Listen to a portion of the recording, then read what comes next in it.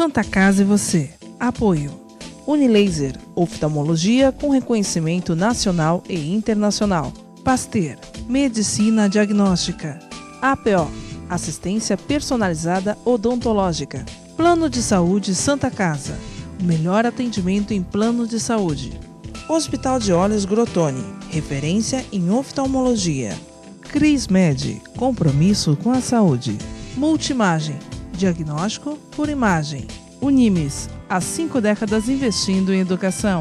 E Anjo Corpore, Instituto de Medicina Cardiovascular. A Clínica Multiimagem é especializada em exames de radiologia e diagnóstico por imagem, investindo continuamente em tecnologia e trazendo constantes inovações para proporcionar à comunidade médica e seus pacientes diagnósticos ainda mais precisos. Sua nova e moderna estrutura, aliada à tecnologia de ponta, juntamente com o corpo clínico especializado, tornam a Clínica Multiimagem um dos centros de diagnósticos por imagem mais avançado do estado de São Paulo. Entre em contato pelo telefone 3202-1250.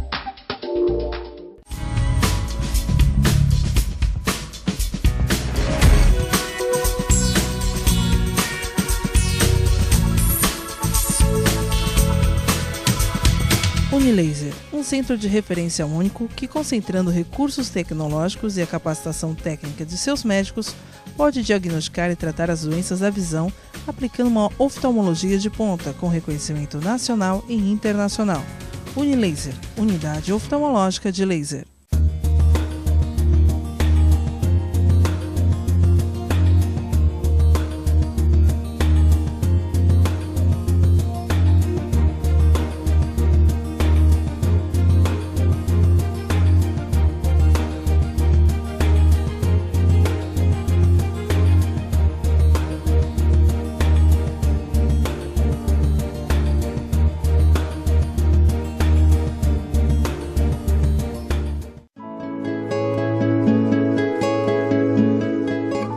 A Crismed Comercial Hospitalar orgulha-se de ser considerada uma referência no ramo médico hospitalar, atuando há mais de 20 anos no mercado, com comprometimento, competência e excelência no atendimento aos clientes.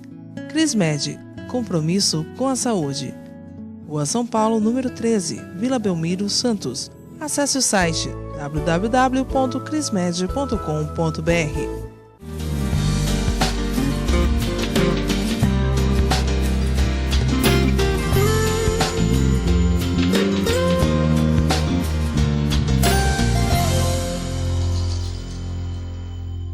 Olá, telespectador, olá, telespectadora, está no ar Santa Casa e você, que hoje recebe o médico otorrinolaringologista, Dr. Matheus Mouro Rabeschini, ele que é médico auxiliar do setor de otorrinolaringologia da Santa Casa de Santos.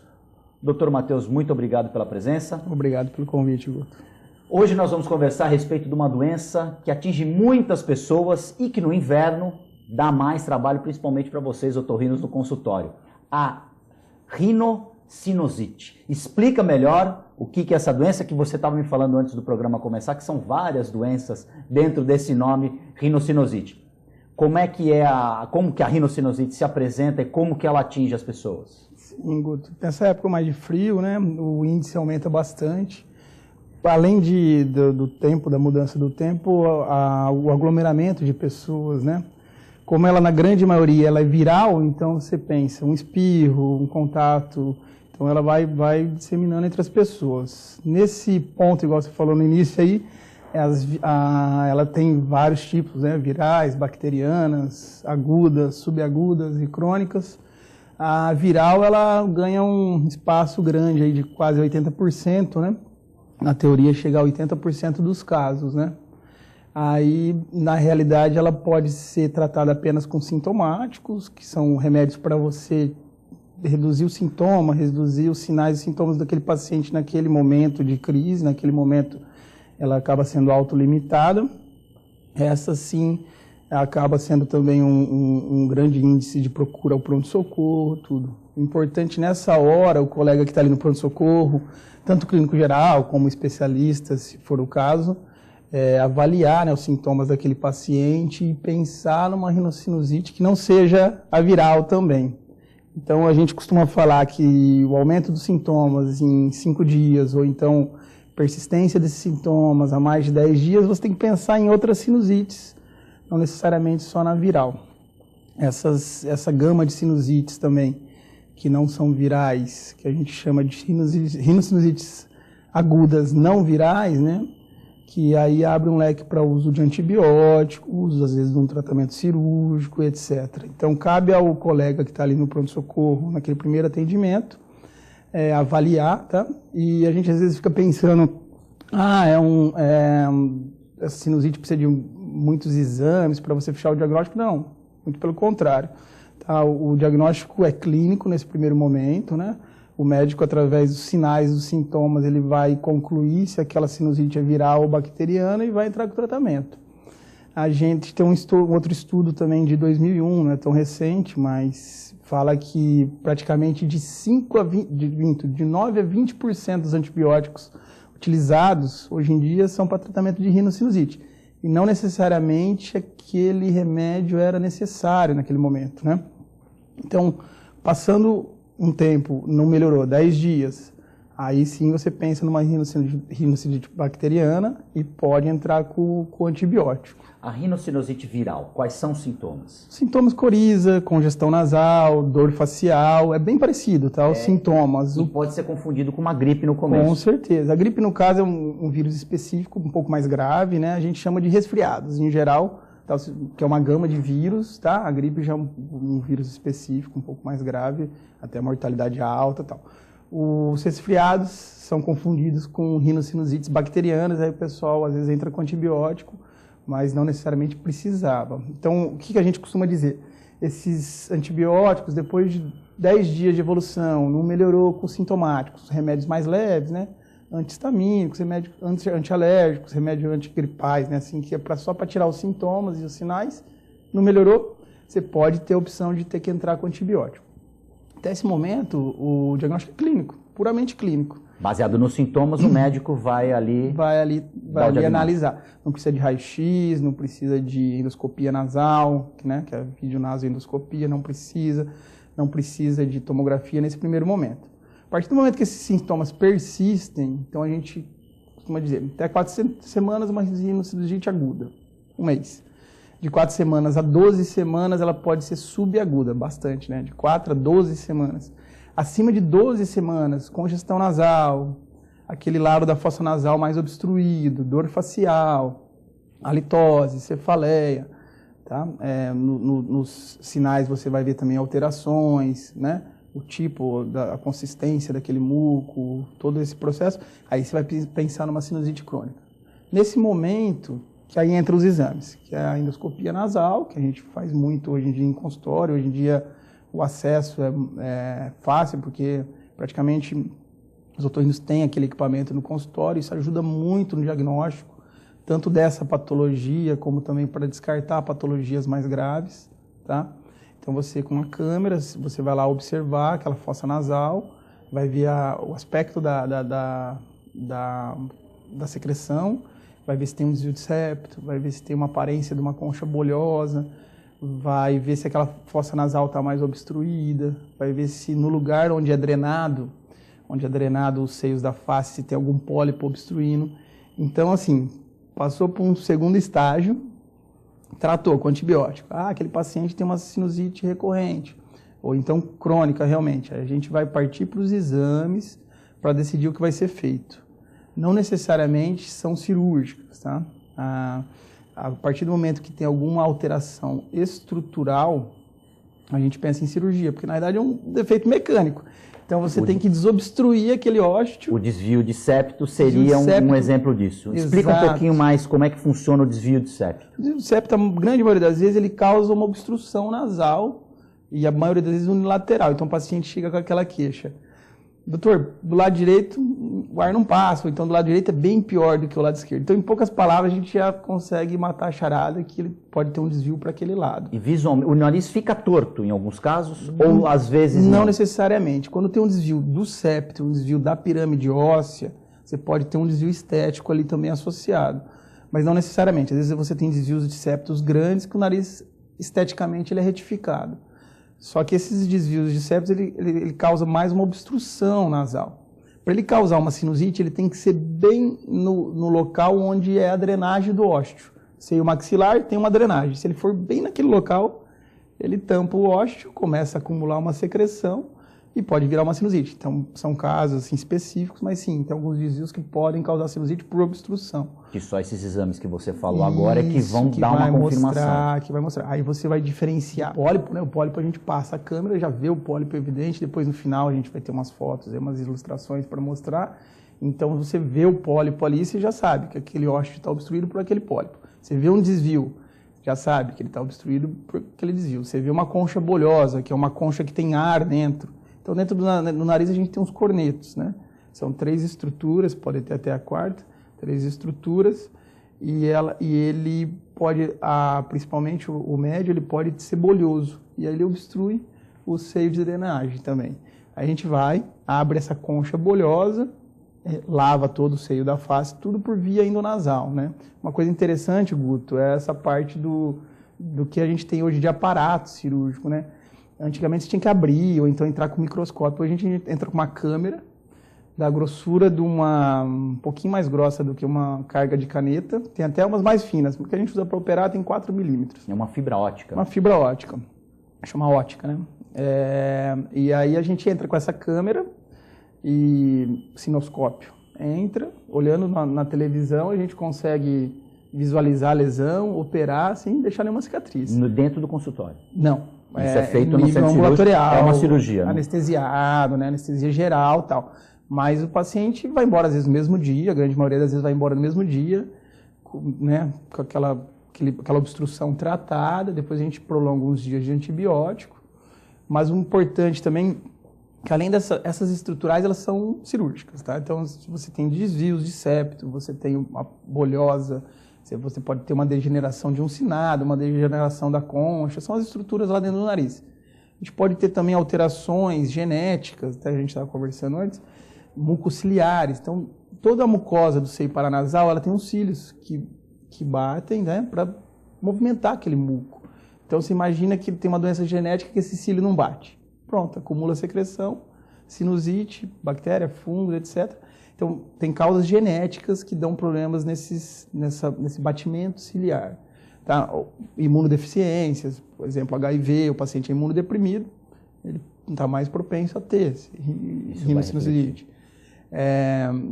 Essas doenças, tanto do muco, fibrose cística, que é uma outra patologia também genética, autoimune também, pode causar também a rinocinusite. Então, essas alterações estruturais, que é mais a nossa área até, que aí você parte para a cirurgia e resolve. Perfeito. Santa Casa vai fazer um rápido break e nós voltamos em instantes.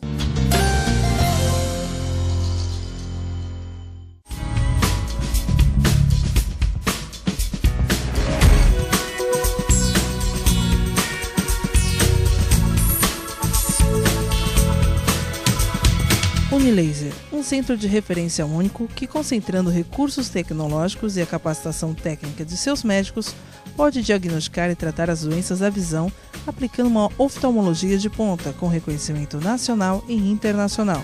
Unilaser, unidade oftalmológica de laser.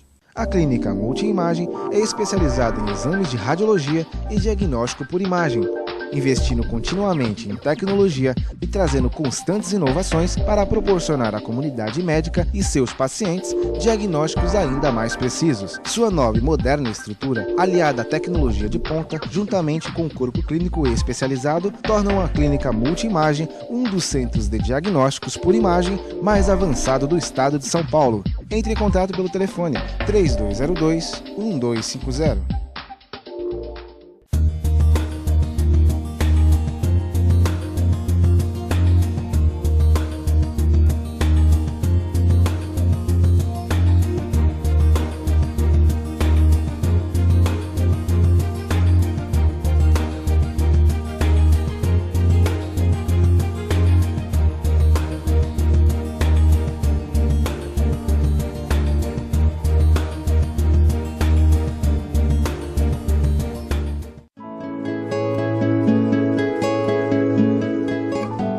Cresmed Comercial Hospitalar orgulha-se de ser considerada uma referência no ramo médico hospitalar, atuando há mais de 20 anos no mercado, com comprometimento, competência e excelência no atendimento aos clientes.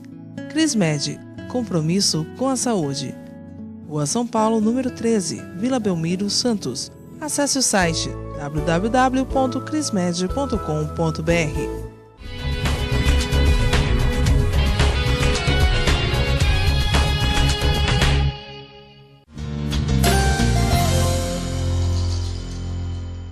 Estamos de volta com Santa Casa e você. Hoje nós recebemos aqui o médico otorrinolaringologista Matheus Moro Rabeschini.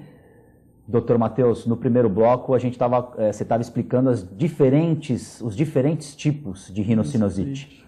Ainda tem um pouquinho a falar. Então, você estava falando dos fatores, né? Dos fatores lá genéticos, né? Falamos também dos fatores estruturais ali que pode causar obstrução. Um fator muito importante que faltou é o ambiental, que é essa parte de poeira, poluição, o meio ambiente que vivemos, né? Excesso de bactérias num determinado ambiente, excesso de fungos. Então, isso também pode propiciar um maior índice, né, de rinocinusite, dependendo se o paciente está exposto àquele ambiente, né, uso de drogas, etc. Então, são coisas que você pode evitar, que pode também ser um fator predisponente na rinocinusite. No caso do ambiente, qual a orientação para as pessoas?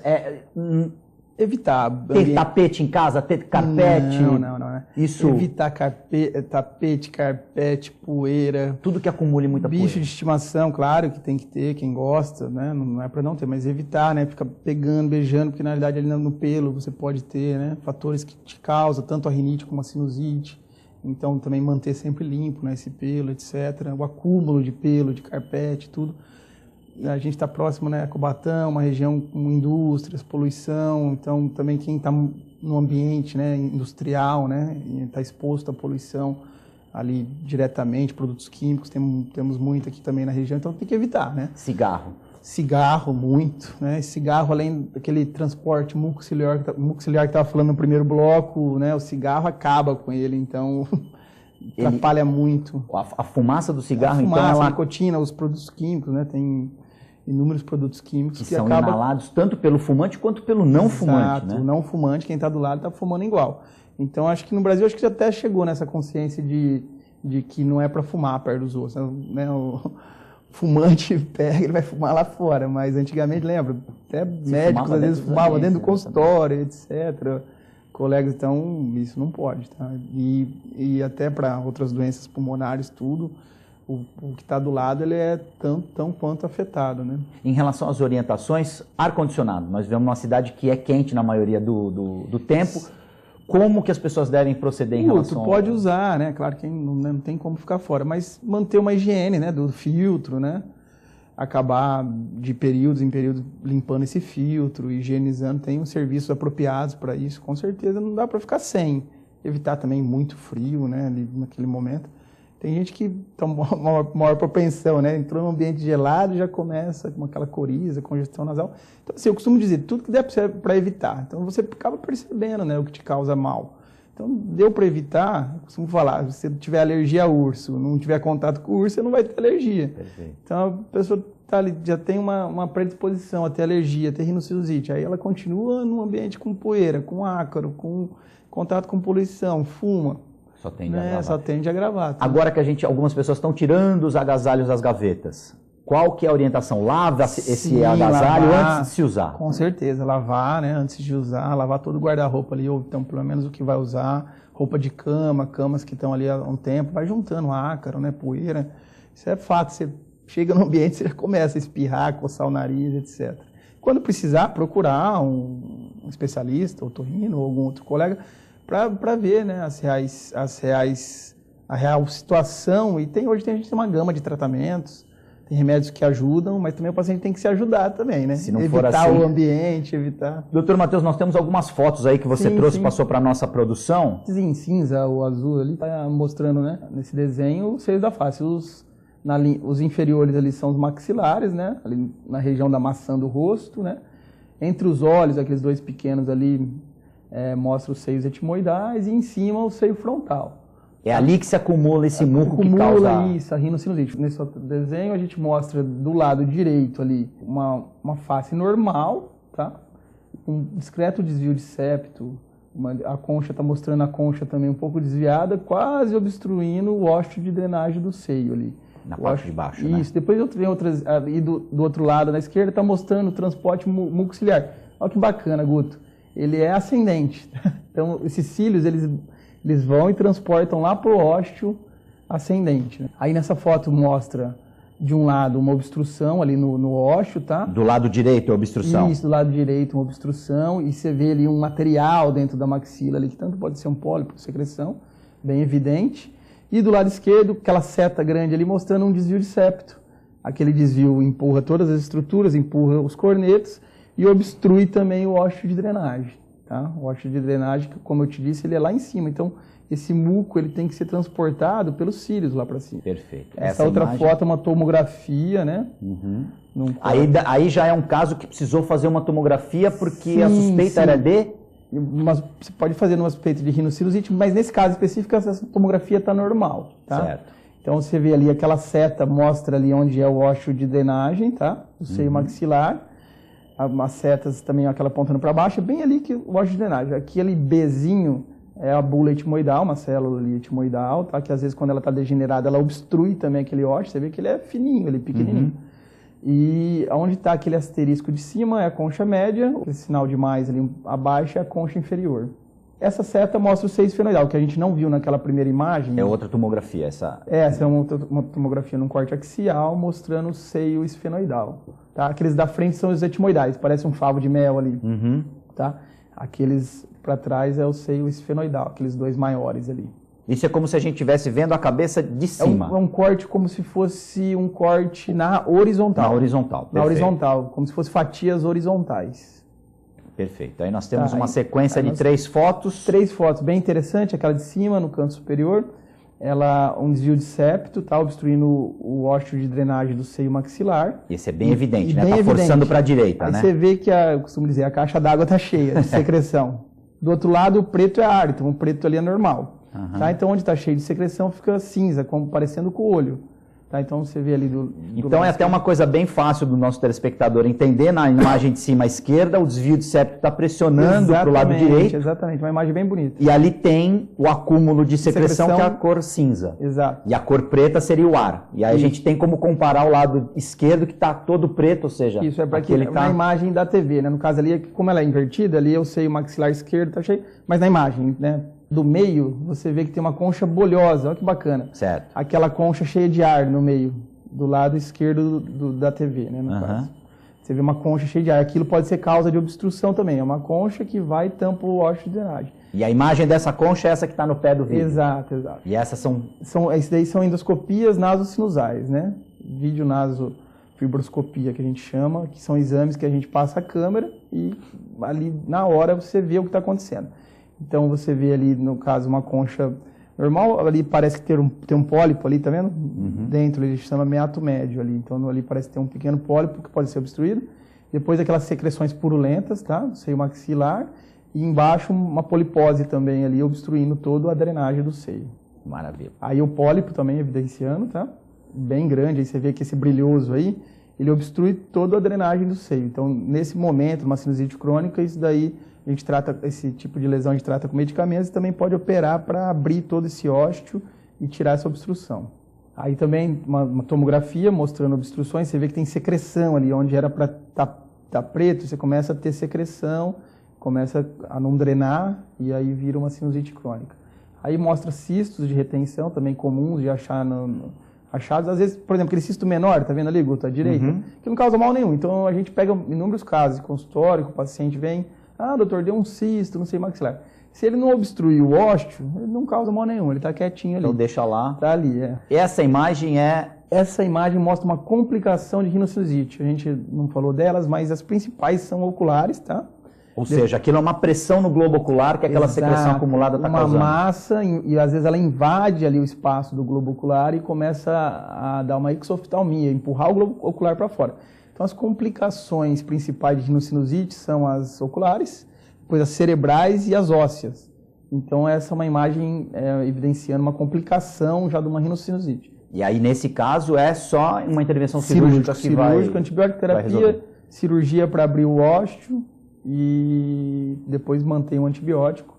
Tá? Isso daí, no caso, passou da época de tratar. Aí da outra imagem, tomografia, evidenciando bem um desvio de septo ali, obstruindo bem o ósseo. Você vê que a parede do meio do nariz ela foi toda para um lado e obstruiu bem especificamente o ósseo. Não é tão comum, tá? Então, assim, são casos específicos que a gente pega, que tem que corrigir o desvio de septo, lavar esse seio da face, e é feito toda com aquela ótica que te falei. Maravilha. Aí mais uma mostrando uma evidência, uma secreção purulenta, drenando do ósseo também da maxila aí. Doutor Matheus, vamos para a gente finalizar rapidamente, como é que funciona o serviço de otorrinolaringologia lá da Santa Casa? O serviço de otorrinolaringologia da Santa Casa, a gente tem residência lá desde 1991. A gente tem uma vaga por ano, né? Mas então, o colega que sai dali, eu formei ali, com muito prazer, tenho muito orgulho de ser da Santa Casa. Então, o colega sai bem informado, porque você vê todos esses casos, né? O médico que está ali em aprendizado, ele sai bem informado que ele tem acesso a tudo isso, né? Está com a gente nas cirurgias e tudo. E isso é importante, né? Essa parte acadêmica, estudantil da Santa Casa tem um valor muito grande, uma importância enorme. E o setor atende pacientes aí de todo o nosso litoral, sim, de todas as cidades aqui da Baixada, é bem procurado. Santa Casa é mãe, né? Vamos dizer que é uma grande cidade ali dentro, né? E dá muito orgulho trabalhar ali, além do trabalho, mas você tem um prazer de estar ali dentro, de estar ajudando a população e tudo, né? Matheus Moro Rabeschini, muito obrigado, doutor Matheus, pelas informações, pelas orientações. Tem muito assunto, já quero convidar você para voltar numa próxima oportunidade. Muito obrigado. Obrigado, Guto, eu que agradeço aí. Numa próxima oportunidade eu venho sim. Obrigado. Obrigado principalmente a você, telespectador, Santa Casa e você. Fica por aqui, nós voltamos na próxima edição.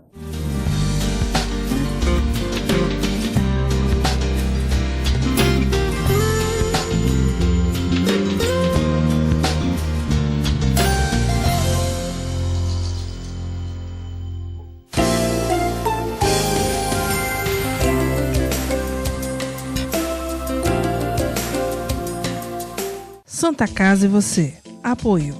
Unilaser, oftalmologia com reconhecimento nacional e internacional. Pasteur, medicina diagnóstica. APO, assistência personalizada odontológica. Plano de saúde Santa Casa, o melhor atendimento em plano de saúde.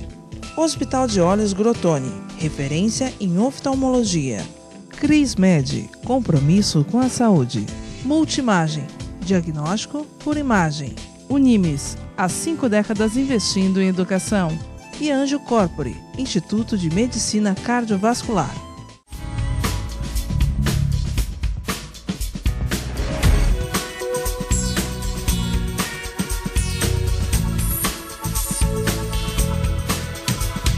Unilaser, um centro de referência único que, concentrando recursos tecnológicos e a capacitação técnica de seus médicos, pode diagnosticar e tratar as doenças da visão, aplicando uma oftalmologia de ponta com reconhecimento nacional e internacional. Unilaser, unidade oftalmológica de laser. A clínica Multiimagem é especializada em exames de radiologia e diagnóstico por imagem, investindo continuamente em tecnologia e trazendo constantes inovações para proporcionar à comunidade médica e seus pacientes diagnósticos ainda mais precisos. Sua nova e moderna estrutura, aliada à tecnologia de ponta, juntamente com o corpo clínico especializado, tornam a clínica Multiimagem um dos centros de diagnósticos por imagem mais avançado do estado de São Paulo. Entre em contato pelo telefone 3202-1250.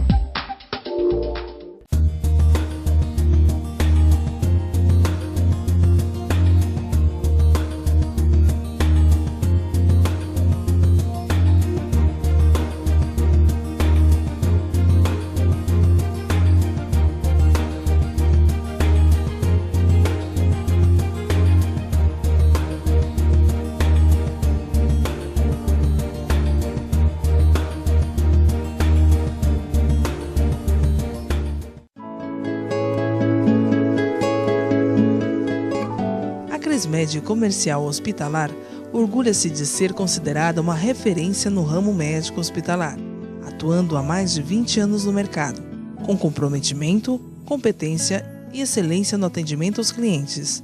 Crismed, compromisso com a saúde. Rua São Paulo, número 13, Vila Belmiro, Santos. Acesse o site www.crismed.com.br.